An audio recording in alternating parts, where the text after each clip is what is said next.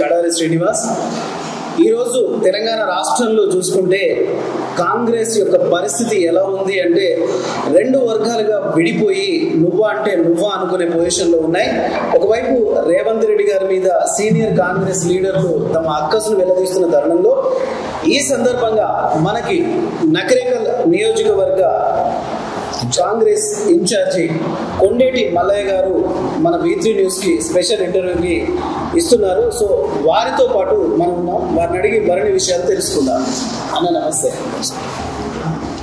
బాగున్నారా? బాగున్నాం.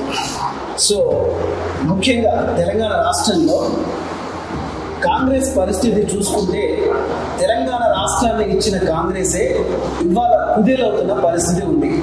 ఈ తరుణంలో తెలంగాణ రాష్ట్రంలో అది ముఖ్యంగా నకరికల్ నియోజకవర్గంలో కాంగ్రెస్ పార్టీని ఎలా ముందుకు తీసుకెళ్లాలని మీరు అనుకుంటున్నారు? కాంగ్రెస్ పార్టీ మొదటి నుంచి కూడా స్వేచ్ఛ ఎక్కువ కాబట్టి కొంత సీనియర్ మాట్లాడడం అనేది జరుగుతూ ఉన్నది. అవన్నీ కూడా కొద్ది రోజులకు చదువుకుంటుంది. రేవంత్ రెడ్డి గారు పిసిసి ప్రెసిడెంట్ అయిన తర్వాత ఈ రాష్ట్రంలో ఎన్ని బహిరంగ సభలు పెట్టినా కూడా బ్రహ్మాండంగా సక్సెస్ అయిన విషయం మీకందరూ తెలుసు. అవును, రేవంత్ రెడ్డి గారు వచ్చిన తర్వాతనే ఈ మీటింగ్స్ అన్ని గద్వేల్ మీటింగ్ కావచ్చు, కొంగర్కలా మీటింగ్ కావచ్చు, విద్యార్థి మీటింగ్ కావచ్చు, కరీంనగర్ దళిత దండోర మీటింగ్ కావచ్చు, ఏం మీటింగ్లు పెట్టినా కూడా లక్షలాది మందిని గదిలించి ఇలా కాంగ్రెస్ పార్టీని నూతన ఉత్తేజంగా తీసుకుపోయినటువంటి. నిజానికి కూడా రేవంత్ రెడ్డి గారు పిసిసి బాధ్యతలు చేపట్టిన దగ్గర నుంచి కూడా యువత కూడా ఎక్కువగా కాంగ్రెస్ వైపు రావడానికి మొగ్గు చూపుతున్నారు. అంటే యువత ఆలోచన విధానాల్లో కూడా మార్పు కనిపిస్తుంది. మరి ఇంత పనిచేస్తూ ప్రజల్లో ఉన్న రేవంత్ రెడ్డి గారిపై మరి ఇంకొక వర్గం ఎందుకు వారి మీద అక్కసును వెల్లదీస్తుంది అనుకుంటారు? వాళ్ళు ఎందుకు చేస్తుంది అనేది ప్రజలు గమనిస్తా ఉన్నారు. ప్రజలకే వదిలేద్దాం. ఎందుకంటే ఈ గతంలో ఉన్న 7 ఏళ్ల పీరియడ్లో ఏం జరిగింది, సిఎల్పి నుంచి ఏం జరిగింది, పిసిసి నుంచి ఏం జరిగింది అనేది యువత ప్రజలు గమనిస్తారు. రేవంత్ రెడ్డి గారు వచ్చినాక ఏం జరుగుతుందని కూడా ప్రజలు గమనిస్తా ఉన్నారు.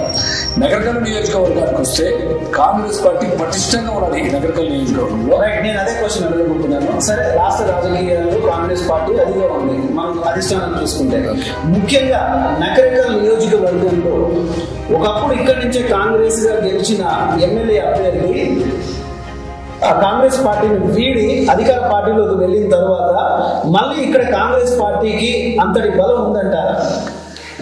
నకరకల్లు కాంగ్రెస్ పార్టీ అభ్యర్థిగా ఎమ్మెల్యేను చిరుమర్తి లింగయ్య గారిని గెలిపించిన తర్వాత వారు టిఆర్ఎస్ పార్టీకి పోవడం జరిగింది. ఆ తర్వాత నీకు ఎంపీ పార్లమెంట్ ఎలక్షన్ వచ్చినాయి. పార్లమెంట్ ఎలక్షన్లో కూడా వెంకరెడ్డి గారికి ఈ నియోజకవర్గంలో అత్యధిక ఓట్లు వచ్చిన విషయాన్ని మీరు గుర్తుంచుకోవాల్సిన అవసరం ఉంది. ఓకే, ఈ రోజు కూడా ఈ 1.5 పార్లమెంటు వెంకరెడ్డిగా అయిన తర్వాత ఈ ప్రాంతంలో నేను అన్ని మండలాలు తిరుగుతా ఉన్నాం. కాంగ్రెస్ పార్టీకి కార్యకర్తలకు అండగా ఉండి గ్రామ స్థాయిలో కాంగ్రెస్ పార్టీ నిర్మాణం చేసుకుంటూ వస్తా ఉన్నాం. మళ్ళీ కూడా కాంగ్రెస్ పార్టీ జెండా నగరకల్ కాంగ్రెస్ లో ఎగిరించే విధంగా మేమందరం కష్టపడి పనిచేస్తా ఉన్నాం. నగరకల్ నియోజకవర్గంలో కొండెట్టి మల్లయ్య గారికి ఎందుకు ఓటేయాలని ప్రజలు అడిగితే మీరేం చెప్తారు? నాకు ఏదే ఎజెండా ఏం లేదు, ప్రజల ఎజెండా. ఓకే, నేను మొదటి నుంచి కూడా దళిత ఉద్యమాల్లో పనిచేసి వచ్చిన వ్యక్తిని.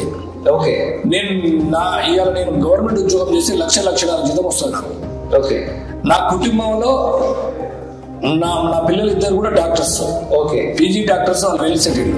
నేను సమాజానికి కొంత సేవ చేయాలని ఫస్ట్ నుంచి నాకు ఒక కాన్సెప్ట్ ఉంది. ఈ రాజకీయాలకు వచ్చి అందరు ఎమ్మెల్యేలాగా కొంతమంది ఎమ్మెల్యేలాగా నేను సంపాదించుకోవాల్సిన అవసరం లేదు. పేద ప్రజలకు సేవ చేయాలనే ఉద్దేశంతో రాజకీయాలకు వచ్చిన, అందుకే నాకు నా ఎమ్మడి జనం ఉంటుందని నేను నమ్ముతున్నాను. సామాజిక ఉద్యమం నుంచి వచ్చిన మీరు కాంగ్రెస్ పార్టీ మిమ్మల్ని ఆదరించి మీకు ఒక బాధ్యతను అప్పచెప్పింది. నకరికల్ నియోజకవర్గంలో కాంగ్రెస్ పార్టీకి పునర్జీవాన్ని తీసుకురావాలి అంటే ఇప్పుడు ఒకవైపు ఏమో సీనియర్ నాయకులంతా సేవ్ తెలంగాణ అని చెప్పేసి, సేవ్ కాంగ్రెస్ అని చెప్పేసి వస్తున్నారు. సో మీరు నగరికల్ నియోజకవర్గంలో ఏదైనా నినాదంతో మీరు ముందుకెళ్తున్నారా యువతను ఆకట్టుకునేలాగా?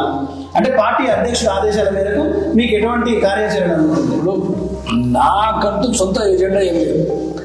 ఏఐసిసి పిలుపు ఏది ఇస్తుందో, పిసిసి పిలుపు ఏది ఇస్తుందో ఆ పిలుపుని నేను గ్రామ స్థాయిలో తీసుకెళ్లి దాన్ని అమలయ్యే విధంగా నేను పనిచేస్తా ఉన్నాను.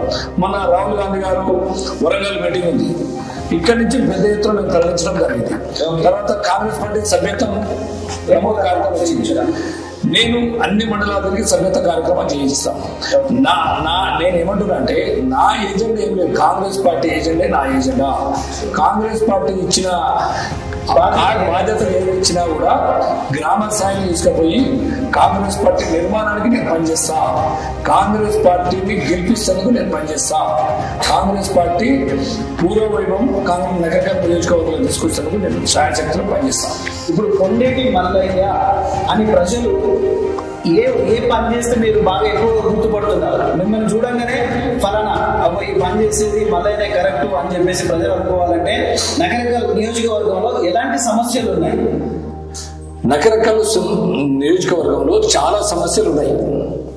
ఈ 8 ఏళ్ల పీరియడ్లో కూడా ఈ టీఆర్ఎస్ చేసిన పెద్ద పనులు చెప్పుకోదగ్గ ఏం లేవు. ఈ కాంగ్రెస్ పార్టీ వ్యాయామంలో మాత్రమే ఈ పనులనే అయినాయి. ముషి ప్రాజెక్టు కాంగ్రెస్ వ్యాయామంలో అయింది. ఈ అవుటర్ 4 లైన్ల రోడ్లు కాంగ్రెస్ పార్టీ హయాంలో అయినాయి. నీకు ఉచిత కరెంటు కాంగ్రెస్ హయాంలో అయినాయి. దళిత ఇండ్లు ఇందిరమ్మ ఇండ్లు కాంగ్రెస్ హయాంలో అయినాయి. టీఆర్ఎస్ వచ్చినాక ఆర్భాటాలు ప్రచారాలు తప్ప పటిష్టంగా గ్రామ స్థాయిలో కాంగ్రెస్ కార్యకర్తలకు పేద ప్రజలకు లబ్ధి జరిగింది విధానం లేదు. ఇప్పటికీ ఇందిరమ్మ ఇండ్లనే చూస్తా ఉన్నారు. అప్పుడు పార్టీ రైతంగా ఎవరు బీదోళ్ళు ఉంటే వాళ్ళు అందరు కట్టుకుంటారంటే అందరికి ఇల్లు ఇచ్చారు. ఇవాళ డబుల్ బెడ్రూమ్లు ఇల్లు అందరికి డబుల్ బెడ్రూమ్లు ఇస్తామని వాగ్దానం చేశారు. అది 3 ఎకరాల భూమి దళితులందరికీ 3 ఎకరాల భూమి, అసలు భూమి లేని వాళ్ళకి అందరికి వెరిఫై చేసి 3 ఎకరాల భూమి ఇస్తామన్నారు. అది 3 ఎకరాల భూమి ఫెయిల్ అయింది. దళిత బంధువు అనేది మేము చెప్తా ఉన్నాం, అట్టడు వర్గాల నుంచి రావాలి. అట్టడు వర్గాలంటే ఒక ఊర్లో ఇల్లు లేనోడు, భూములు లేనోడు, పేద వర్గాలు దిగువ స్థాయి ఉన్న వాళ్ళకు ఫస్ట్ ప్రాధాన్యత తెచ్చుకుంటూ వచ్చి దళిత బంధువు అందరికీ ఇవ్వాల్సిన అవసరం ఉంది. ఇవాళ ఏం జరుగుతుందంటే టీఆర్ఎస్ పార్టీలో ఉన్న వాళ్ళకే దళిత బంధువు ఇస్తున్నారు. అట్లా కాకుండా బహిరంగ రాష్ట్రం అందరికీ రావాలి. ఫస్ట్ గ్రౌండ్ లెవెల్లో పేద వర్గానికి చెందిన వాళ్ళకి ఫస్ట్ ప్రాధాన్యత ఇవ్వాలి. అంటే టీఆర్ఎస్ పెట్టిన పథకాల మీద మీరు గ్రామాల్లోకి వెళ్ళినప్పుడు కానీ ప్రజలు ఎక్కువగా మీకు ఏ సమస్యల మీద మీ దృష్టికి సమస్యలు తీసుకొస్తున్నారు? కాంగ్రెస్ పార్టీ గతంలో ఇచ్చింది ఇల్లు కానీ చిన్న ఇండ్లలో 3-4 కుటుంబాలు సంసారం చేస్తా ఉన్నారు. ఇల్లు ఇప్పుడున్న రేట్ల పెరిగిన రేట్ల మీద పేదలు ఇల్లు కట్టుకోలేని పరిస్థితులు ఉన్నారు. ఇండ్లు పడుతున్నాయి. బీదోళ్ళకు ఇంతకుముందు కొన్ని గవర్నమెంట్ ఏదైనా లోన్ పెట్టుకుంటూ నువ్వు ఎడ్యుకేటెడ్ ఉన్నాడు, నువ్వు చదువుకున్న వ్యక్తి ఒక లోన్ పెట్టుకుంటే సబ్సిడీలు వచ్చేది, రూపాయలు ఇచ్చేది. ఇప్పుడు 5-6 ఏళ్ల సంది ఈ ఎస్సీలకు లోన్స్ ఇవ్వకుండా బంగారు కార్పొరేషన్ లోన్స్ లేవు. ఇంతకుముందు ఎస్సీ కార్పొరేషన్ చాలా బలోపేతంగా ఉండేది. ఎవరైనా ఎస్సీ రైతు 3 ఎకరాల భూమి ఉంటే అతను బోర్ వేసుకునేది, అతను బోర్కి అవకాశం ఇచ్చేది, మోటార్కి అవకాశం ఇచ్చేది, పళ్ళ తోటలు పెట్టేది, పంట రుణాలు కూడా దొరికేది. ఇప్పుడు అవన్నీ ఈ దళిత బంధువు చేయబట్టి దళిత బంధువు ఇస్తున్నామని మిగతా అన్ని కంప్లీట్ అయినాయి. ఈ దళిత బంధువు అందరికీ ఇప్పుడు ఇవ్వలేవు, కానీ మిగతా వాడు చేసుకుంటానికి ఏం అవకాశం లేకుండా పోతా ఉంది. అయితే ఇక్కడ కూడా ఈ పథకాల మీద కూడా తెలంగాణలో ముఖ్యంగా ఒక వాదన వినపడుతోంది. అంటే కాంగ్రెస్ చేసినయే టీఆర్ఎస్ ఇప్పుడు అధికారంలోకి వచ్చి 8 ఏళ్లలో మీరు ఇంత కూర్చున్నామని చెప్పేసి అని అంటుంది. ఒకప్పుడు కాంగ్రెస్ పార్టీ ఏ పథకం ఇచ్చినా ప్రజల్లో చిరస్థాయిగా నిలిచిపోయింది. ఇప్పుడు టీఆర్ఎస్ పార్టీ అంటే అధికార పార్టీ ఇస్తున్న పథకాలు ఏవైతే ఉన్నాయో అవ్వకు 3000 ఇచ్చేసి విద్యార్థి భవిష్యత్తును నాశనం చేస్తుందనే వాదన ప్రజల్లో బలంగా ఉంటుంది. ఇది మీ దృష్టికి ఏమైనా వచ్చిందా మీ నగరకల్ నియోజకవర్గంలో? అంటే ఇది కామన్ ఇష్యూ ఇదంతా. ఇప్పుడు 2,000 రూపాయలు నువ్వు ఉద్యోగ పెన్షన్ ఇచ్చి 2,000 రూపాయలు ఉద్యోగ పెన్షన్ ఇస్తే ఇద్దరు వృద్ధులుంటే ఇద్దరికి ఇవ్వాలి. ఒక్కరికే ఇస్తే 2,000 రూపాయలు ఏం సరిపోతుంది? ఇద్దరు భార్య భర్తలు ఉన్నప్పుడు ఇద్దరికి ఇవ్వాలి. ఇంటికి ఒక్కరికే ఇస్తారు. అది కాదు, 2,000 ఇవ్వాలి. అంతకుముందు రాజశేఖర రెడ్డి ఉన్నప్పుడు అప్పుడున్న రేట్ల ప్రకారంగా అందరికి ఇచ్చి 200 రూపాయలతో పెన్షన్ స్టార్ట్ అయింది. ఇది కూడా కాంగ్రెస్ పార్టీ పెట్టింది. తర్వాత నువ్వు 1000 రూపాయలు ఇచ్చినావు. రూపాయలు ఇస్తే కాంగ్రెస్ పార్టీ మేనిఫెస్టోలో 2,000 రూపాయలు పెట్టింది. అప్పుడు నువ్వు 2016 అని చెప్పి మళ్ళీ నువ్వు ఇవ్వడం జరిగింది.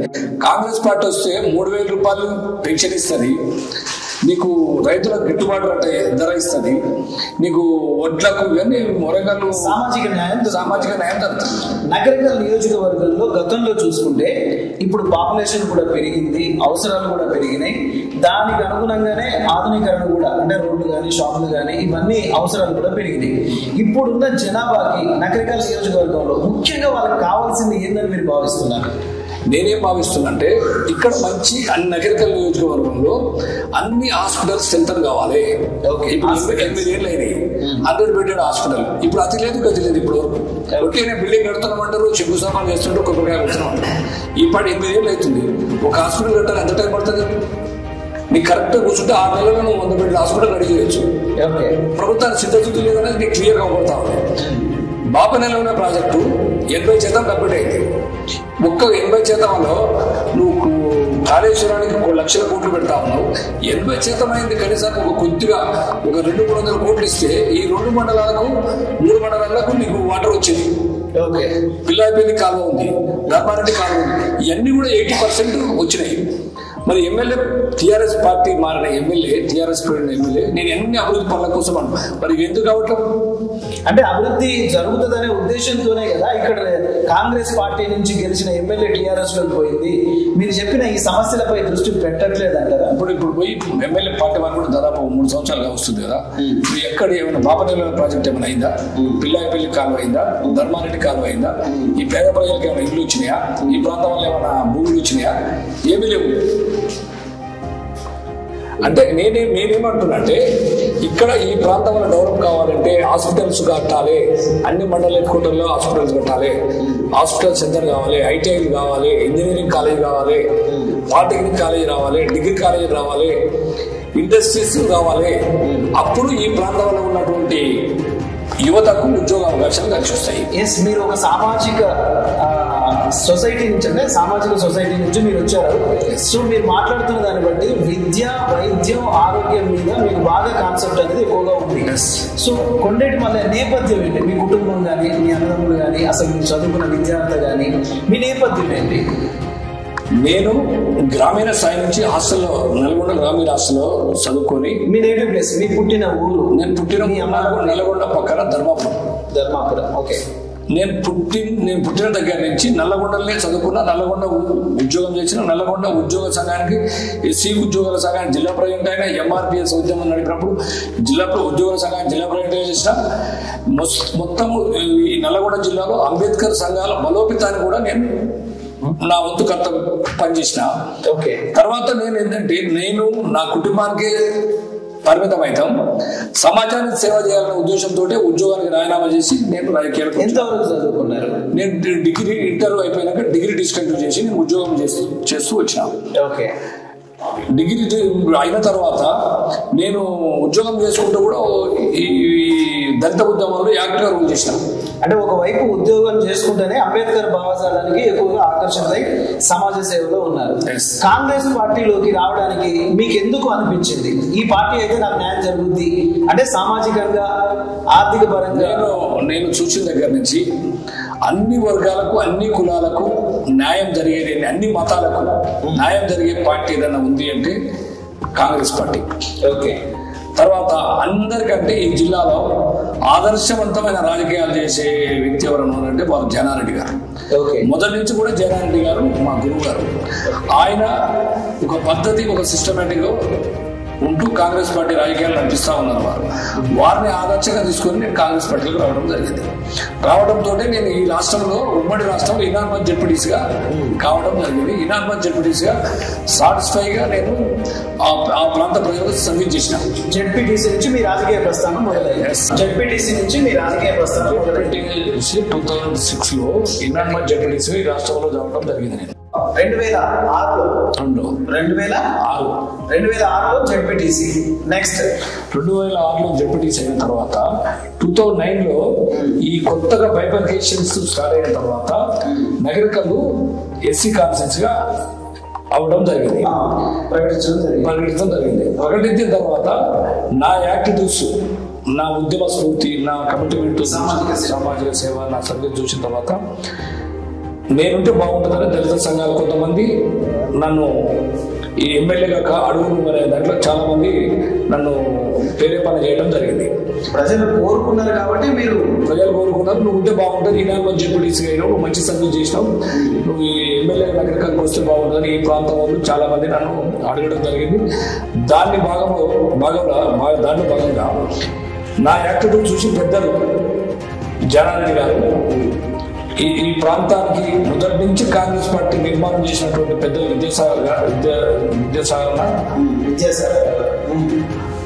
నల్గొండ ఎమ్మెల్యే వెంకటరెడ్డి గారు కూడా నువ్వైతే నేను మళ్ళీ ఈ బాగుంటుంది నల్గొండ కాన్సెన్స్ నేను లోకల్ ఉంటాయి కదా, మొదటి నుంచి పుట్టి పెరిగింది, నా సొంత వీళ్ళు కూడా నల్గొండ ఉంటుంది కదా, నువ్వైతే నేను నల్గొండలో నువ్వైతే బాగుంటుంది మళ్ళీ అని చెప్పి వారు నాకు లెటర్ ఇవ్వడం జరిగింది. వెంకరెడ్డి గారు, జనారెడ్డి గారు, విద్యాసాగర్ గారి 3 లెటర్లతోటి పోయిన పేరు నాది ఒక్కటే 2009లో.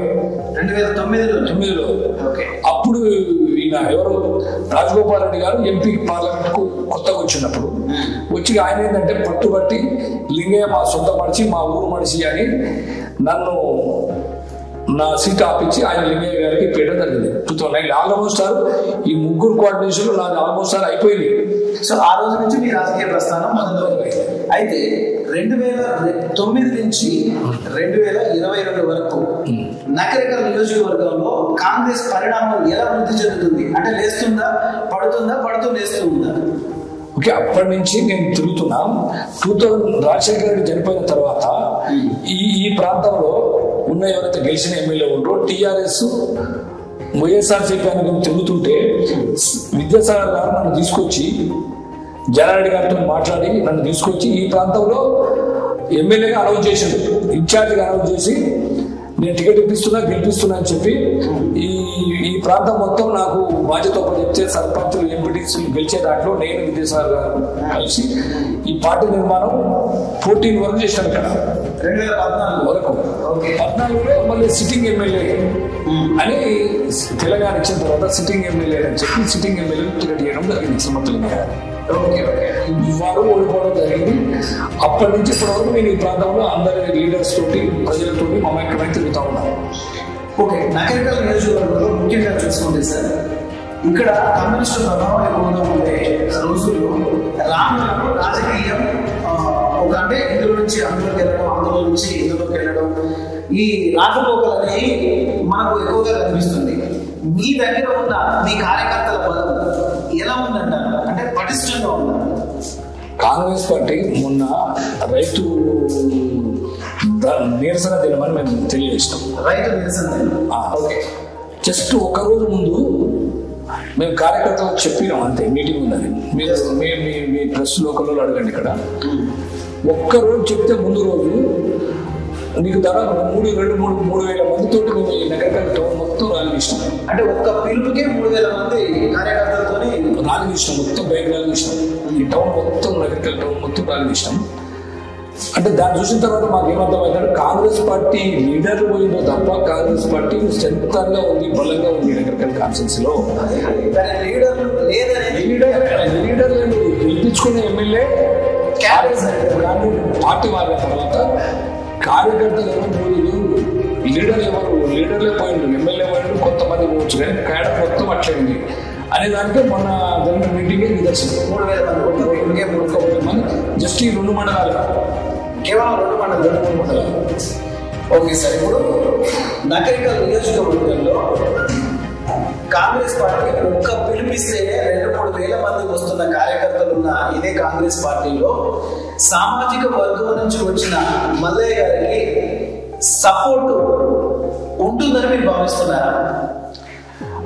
పార్టీ సపోర్ట్ ఉంటుంది, నాకు సామాజిక వర్గం అనే సపోర్ట్ అనేది బహుజన రాజ్యాధికారి వారి కోసం ఎక్కువగా సమాజంలో ఒక విప్లవం అనేది మొదలు 100% ఉంటుంది. మీరు కూడా సామాజిక వర్గం నుంచి వచ్చిన వారు కాబట్టి కాంగ్రెస్ పార్టీ కూడా మీకు అవకాశం ఇచ్చింది కాబట్టి ప్రజలు మీ పట్ల, నేను కాంగ్రెస్ పార్టీకి చాలా రుణపడి ఉంటానని నేను భావిస్తా ఉన్నాను. ఎందుకంటే ఒక దళిత కుటుంబం నుంచి వచ్చిన వ్యక్తిని నేను. ఇవాళ రేవంత్ రెడ్డి గారు నాకు పిసిసిలో జనరల్ సెక్రటరీగా అవకాశం కల్పించారు. ఈ రాష్ట్రం, ఈ జిల్లాలో కూడా ఈ కమ్యూనిటీ, ఈ ఎస్సీలందరూ కూడా నేను ఇంతకుముందు ఎస్సీ ఆర్గనైజేషన్ కూడా వర్క్ చేసిన కాబట్టి ఖచ్చితంగా నాకు సపోర్ట్ చేసేటట్టు ఉంటారు. ఉంటారు. ఇక్కడున్న అన్ని ఆర్గనైజేషన్లకు నాకు సంబంధాలు ఉన్నాయి. సో అట్లనే నేను జడ్పీటీసీగా ఇంత కాంట్రవర్సీ లేకుండా అందరి క్యాస్ట్, అన్ని కులాలను, అన్ని మతాలను అందరినీ గౌరవించి అందరితో నేను చిన్న ఆరోపణ లేదు. నా సొంతంగా నేనేమంటానంటే ఇప్పుడు నేను చెప్తాను, సొంతంగా నేనేదో సంపాదించుకోవాలని నా దగ్గర కావట్లేను. పేద ప్రజలకు సేవ చేయాలనే ఉద్దేశం. అంటే రాజకీయాల్లోకి వచ్చేది ఎంతో కొంత ఎన్నికేసుకోవాలనే ఉద్దేశంతో వస్తారని ప్రజలు అనుకుంటారు. ఇప్పుడు ఉన్న వాళ్ళు కూడా అట్లే ఉన్నారు. నేను చెప్తున్నా ఆ అవకాశమే నేను ఇవ్వను. పేద ప్రజలకు సేవ చేయ ప్రజలే నా దేవుడు, పేద ప్రజలకే నేను సేవ చేస్తానికి వచ్చాను. అందరినీ కలుపుకొని పోతేందుకు నేను ప్రయత్నం చేస్తాను. ఎవరిని కూడా నేను విశ్వసించకుండా అందరూ సమానంగా నేను గౌరవించుకుంటా నగర ప్రజలకు సేవ చేసే అవకాశం కలగాలని దేవుడు కోరుకుంటూ ముందుకు పోతాం. రైట్. సామాజిక ఉద్యమం నుంచి వచ్చిన మల్లయ్య గారు ఇన్ఛార్జి బాధ్యతలు చేపట్టిన తర్వాత ఇక్కడున్న సమస్యల గురించి, ప్రజల అవసరాల గురించి, ప్రజల మౌలిక అవసరాల గురించి బాగా పూర్తి నాలెడ్జ్గా ఉన్న వ్యక్తిగా ఒక రానున్న సార్వత్రిక ఎన్నికల్లో ఒక ఎమ్మెల్యే క్యాండిడేట్ గా ఎదగడానికి అవకాశాలు మెండుగా కనిపిస్తున్న నేపథ్యంలో సార్, ఒకవేళ మీకు ఎమ్మెల్యే టికెట్ కాంగ్రెస్ పార్టీ నుంచి ఖచ్చితంగా వస్తుంది, ఎమ్మెల్యేగా మీరు ప్రజల్లోకి వెళ్ళి ఏ విధంగా మీరు ఓట్లను అడగలుగుతారు? కాంగ్రెస్ పార్టీ విధానాల మీద, కాంగ్రెస్ పార్టీ చేసిన సేవ మీద ఇవాళ రాహుల్ గాంధీ గారు కన్యాకుమారి నుంచి కాశ్మీర్ వరకు ఈ పేద ప్రజలకు సేవ చేయాలి, అందరికీ సమానమైన అవకాశాలు రావాలనేది కాంగ్రెస్ పార్టీ విధానంతో ముందుకు పోతా ఉన్న విషయాన్ని గుర్తుంచుకోవాల్సిన అవసరం ఉంది. అదేవిధంగా నేను కూడా కాంగ్రెస్ పార్టీ సిద్ధాంతాలతో, కాంగ్రెస్ పార్టీ చేసిన అభివృద్ధి ప్రణాళికలతో, కాంగ్రెస్ పార్టీ మేనిఫెస్టోని గ్రామస్థాయిలో తీసుకుపోయి నేను ఓట్లు అడుగుతాననే విషయాన్ని నేను చెప్తా ఉన్నాను. తెలంగాణ రాష్ట్రం ఇచ్చింది కాంగ్రెస్ పార్టీ, తెలంగాణ రాష్ట్రానికి అంతరాత్మలు పూసింది కాంగ్రెస్ పార్టీ. అలాంటి కాంగ్రెస్ పార్టీ తిరిగి బతికించుకోవాలంటే ఎమ్మెల్యేగా మీరు పోటీలో ఉంటూ ప్రజలకు ఆ త్యాగాన్ని మీరు వివరిస్తారు. కాంగ్రెస్ పార్టీ అవతల రాష్ట్రంలో నష్టపోతుందని కూడా తెలిసి కూడా సోనియా గాంధీ ఈ రాష్ట్రంలో 1400 మంది పిల్లలు చనిపోతే సెలించి తెలంగాణ ఇచ్చింది. ఇక్కడ కేసీఆర్ గారు కొన్ని మాయమాటలతోటి ఇచ్చిన తెలంగాణను టీఆర్ఎస్ పార్టీ అధికారంలో వచ్చే విధంగా రావడం జరిగింది. కానీ కాంగ్రెస్ పార్టీ విధానాలను తెలంగాణ ఇచ్చిన, సోనియా గాంధీ ఇచ్చిన దాన్ని నేను నగరకల్ ప్రజల దగ్గర తీసుకువెళ్ళి కాంగ్రెస్ పార్టీ ఇచ్చిన మేనిఫెస్టో తీసుకెళ్ళి నేను చేసే కార్యక్రమాలు కూడా నేను ఎమ్మెల్యేని అయితే ఈ ప్రాంతంలో వైద్యం మీద, ఫస్ట్ వైద్యం మీద, విద్య మీద, ఇండస్ట్రీస్ మీద ప్రత్యేకమైన ఫోకస్ పెట్టి మిగతా సిసి రోడ్ల మీద పెట్టి ఈ ప్రాంతాన్ని అన్ని విధాలుగా ముందుకు తీసుకుపోయేతో పాటు ఈ ప్రాంత యువతకు కూడా ప్రత్యేకమైన ట్రైనింగ్ క్యాంప్స్ పెట్టి ప్రత్యేకమైన క్లాసులు పెట్టించి శిక్షణ తరగతులు పెట్టించి ఈ ప్రాంత యువతకు మొత్తం కూడా ఉద్యోగాలు కల్పించే అవకాశం ఏర్పాటు చేస్తాం. సార్, మీ విలువైన సమయాన్ని V3 న్యూస్కి అవకాశం ఇచ్చి మేము అడిగిన ప్రశ్నలకు సాధారణంగా నెమ్మదిగా సమాధానం చెప్పినందుకు thank you very much sir. So మీరేమైనా చెప్పారు సార్? కాంగ్రెస్ పార్టీ నగరికల్ నియోజకవర్గంలో చాలా పటిష్టంగా అభివృద్ధి చెందుతా ఉంది. నేను రాజకీయాలకు వస్తే ఈ ప్రాంతంలో విద్య, వైద్య, ఆరోగ్యం, ఇండస్ట్రీస్ ఎక్కువ తీసుకొచ్చి ఈ ప్రాంతం అభివృద్ధి చేయాలనే సంకల్పంతో నేను ఈ ప్రాంతానికి సేవ చేయాలనే ఉద్దేశంతో నేను వస్తా ఉన్నా. నన్ను, కాంగ్రెస్ పార్టీని నగరికల్ ప్రజలు ఆశీర్వదించాలని మనస్ఫూర్తిగా కోరుతా ఉన్నా. సో చూసారు కదా, ఇది కాంగ్రెస్ పార్టీ నగరికల్ ఇన్ఛార్జి కొండేటి మల్లయ్య గారి మనసులో మాట. సామాజిక కుటుంబంలో నుంచి వచ్చి అంచెలంచెలుగా రాజకీయంగా ఎదుగుతూ ప్రజల చెంతకు ఒక ఎమ్మెల్యేగా, ఒక ఎస్సీ సామాజిక వర్గం నుంచి వచ్చిన వ్యక్తిగా ప్రజలకు మరింత చేరువ కావాలి. ఎందుకంటే తాను బతకడం కాదు, తాను బతుకుతూ ఇంకో 10 మందికి బతుకునివ్వాలనే ఉద్దేశంతో ఇవాళ కాంగ్రెస్ పార్టీలు తనకంటూ ఒక ప్రత్యేకమైన గుర్తింపును తెచ్చుకొని రానున్న రోజుల్లో సార్వత్రిక ఎన్నికల్లో కాంగ్రెస్ పార్టీని నగరికల్ నియోజకవర్గంలో ఎలాగైనా అధికారంలోకి తీసుకురావాలనే సంకల్పంతో మరింత అభివృద్ధి పదంగా ముందుకు వేస్తూ విజయ తీరాలకు చేరుతున్న కొండేటి మల్లయ్య గారితో ఇది ఇవాళ ప్రత్యేక కార్యక్రమం. మరొక దృష్టితో మళ్ళీ చూస్తూనే ఉండండి V3 న్యూస్.